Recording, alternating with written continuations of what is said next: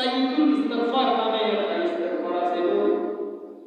হাদিস শরীফের মধ্যে আছে যদি কোনো বান্দা অথবা বান্দী এই সাইয়্যিদুল ইস্তিগফারটা আমল করিলাই মৃত্যুবরণ করতে দেরি হইব, আমার আল্লাহ পাক রব্বুল আলামিন আল্লাহর বান্দা অথবা বান্দীর লাগি জান্নাত দিতে দেরি করতে না।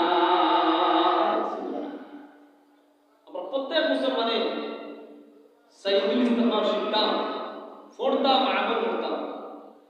যারা পাই না তারা সাইয়্যিদুল ইস্তিগফারের উপর আমল করবা, কারণ আপনার আমার গুনাহ খুব বেশি, পাপ খুব বেশি, নাফরমান মানুষ, আল্লাহর হুকুম মানতে পারলাম না, নবীর তরিকা মতো চলতে পারলাম না, ও ছোট ছোট আমলাত করে যদি হাতে আমাদের কঠিন ময়দানে ছোট ছোট আমলের বদৌলতে আমার আল্লাহ রব্বুল আলামিন আপনারে আমাদের জান্নাতে দিয়ে দেন।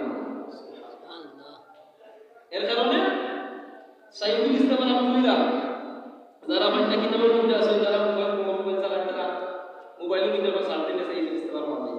সাইয়্যিদুল ইস্তিগফারটা হলো যদি কোনো মানুষের সকালবেলা ফজরের নামাজ পড়িয়া সাইয়্যিদুল ইস্তিগফার ইয়াকিন এবং বিশ্বাসের যদি মানুষের ইস্তিগফারটা হইলাই, আর এই দিনে যদি আল্লাহর